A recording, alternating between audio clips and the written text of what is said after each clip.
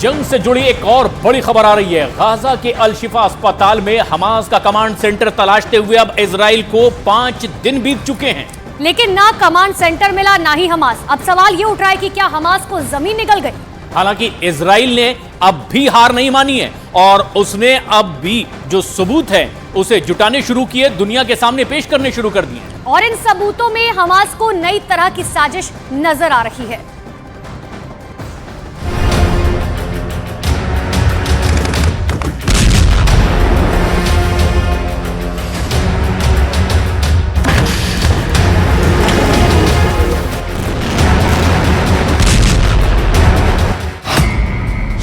घंटे से जारी है इजरायली सेना का ऑपरेशन अल शिफा।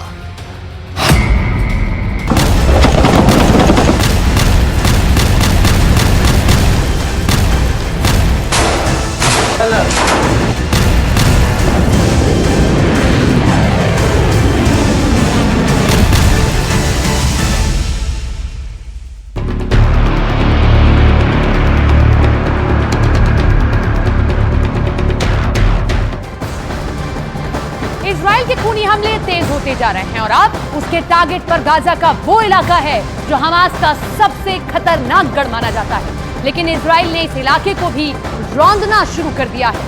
हालात ऐसे हो गए हैं कि 4 लाख की आबादी रातों रात गायब हो गई।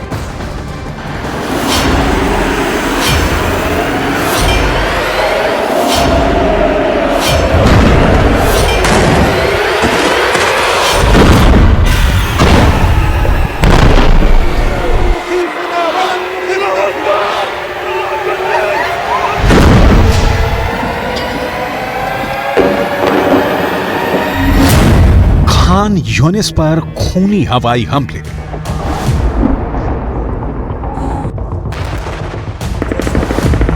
छह हफ्ते की जंग में गाजा पट्टी खून की पट्टी बन चुकी है।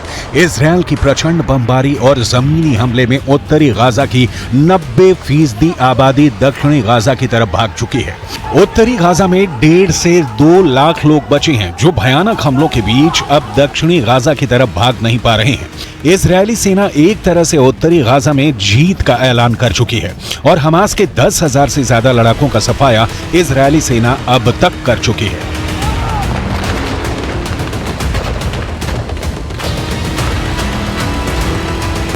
लेकिन अब प्रधानमंत्री नेतन्याहू के नेतृत्व में बनी युद्ध सरकार के आदेश पर इजरायली सेना दक्षिणी गाजा में जबरदस्त मिसाइल और हवाई हमले कर रही है।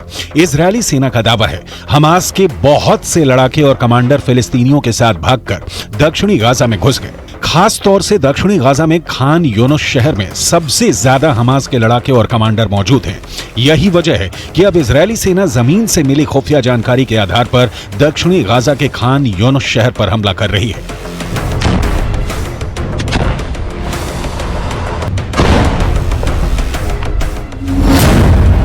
मुर्दों के साथ भागे हमास लड़ाके। इजरायल ने गाजा के दक्षिणी भाग स्थित खान यूनिस पर ताबड़तोड़ मिसाइल अटैक किया है। इस हमले में 26 से ज्यादा फिलिस्तीनी मारे गए हैं, जिसमें ज्यादातर बच्चे हैं। इजरायली सेना के दावों के मुताबिक इजरायली सेना ने हमले से पहले गाजा स्थित खान यूनिस को खाली करने की चेतावनी दी थी। इजरायली सेना ने कहा था कि अगर इस शहर को खाली नहीं किया गया तो अंजाम बुरा होगा, जिसके बाद से इजरायली सेना ने फाइटर जेट और मिसाइलों से खान यूनिस पर हमला कर दिया। फिलिस्तीनियों का दावा है कि इजरायल के इस हमले में एक ही परिवार के 11 लोगों की मौत हो गई है। दावे के मुताबिक खुद को बचाने के लिए पूरा परिवार दक्षिण गाजा पहुंचा था। बताया जा रहा है कि मृतकों में कई बच्चे और नौजात शामिल हैं, जबकि इजरायल का दावा है कि खान यूनिस में हुआ हमला खुफिया इनपुट के आधार पर किया गया सटीक हमला है, जिसमें कई हमास लड़ाके मारे गए हैं। हम आपको बता दें, दक्षिणी गाजा के शहर खान यूनिस की आबादी 4 लाख है और अब इस शहर पर इजरायली सेना ने हमले शुरू कर दिए हैं। במרתפים שמתחת לשיפה שומעים הערב היטב את רעם שרשראות הטנקים, את הדחפורים שנוגחים בשטח. הם שומעים מתחת לאדמה, שומעים ורועדים מפחד. צה"ל החל להשתמש גם בשיטות חדשות בימים אלה לטיפול במי שנמצא במנהרות וגם לחיסול של מנהרות. זה ילך וישתפר בימים הקרובים. כל כוחותינו עובדים על מנת למצוא פתרון.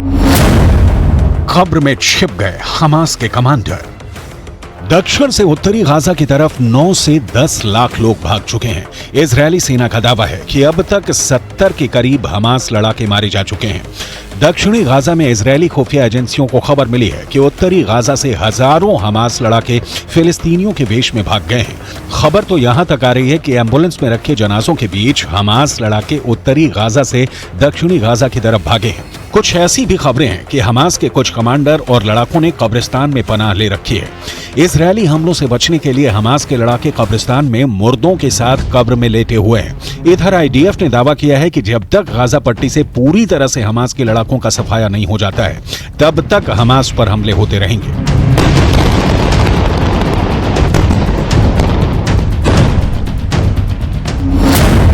दक्षिणी गाजा में इजरायल का आखिरी युद्ध। मिडल ईस्ट और पश्चिम मीडिया की तरफ से जारी जो वीडियो सामने आ रहे हैं वो गाजा के लिए साक्षात नरक साबित हो रहे हैं। 12,000 से ज्यादा लोग गाजा में मारे जा चुके हैं।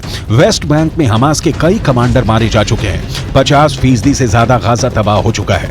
35,000 से ज्यादा इमारतें गाजा पट्टी में तबाह हो चुकी हैं। उत्तरी गाजा से 80% से ज्यादा लोग दक्षिणी गाजा की तरफ भाग रहे हैं और अभी भी भागने का सिलसिला रुका नहीं है। उत्तरी गाजा के बाद दक्षिणी गाजा में इजरायली हमले पूरी तैयारी के साथ शुरू हुए हैं।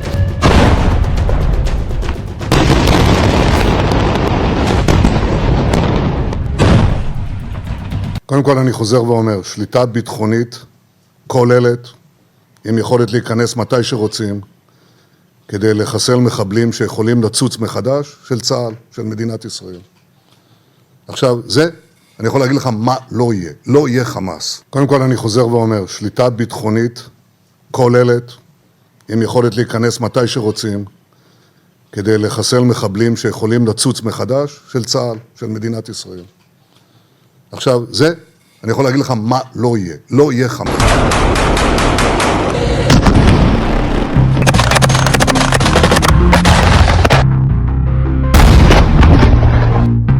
हमास के लड़ाकों के बीच इजरायल के कुछ ऐसे एजेंट हैं जो हमास के कमांडर और लड़ाकों के हर हमले और हरकत की खुफिया जानकारी इजरायल की खुफिया एजेंसी और सेना को दे रहे हैं। जैसे ही सुरंग में छिपे हमास के लड़ाके और कमांडरों की जानकारी का सिग्नल हमास के बीच छिपे एजेंट इजरायली सेना को देते हैं, उसके बाद इजरायल तेजी से अपने हवाई और जमीनी कमांडरों को टारगेट की लोकेशन की जानकारी देता है, जिसके बाद सुरंग में मौजूद इजरायल के एजेंट एक सुरक्षित दूरी पर चले जाते हैं, जबकि हमास के कमांडर और बाकी लड़ाके इजरायल के हवाई और जमीनी हमले में बुरी तरह से मारे जा रहे हैं। एक अनुमान के मुताबिक हमास के 5,000 से ज्यादा लड़ाकों को इसी तरह से खुफिया इनपुट के आधार पर इजरायली सेना ने मार गिराया है। यहां तक कि 65 से ज्यादा हमास कमांडर इसी तरीके से इजरायल ने मार डाले हैं।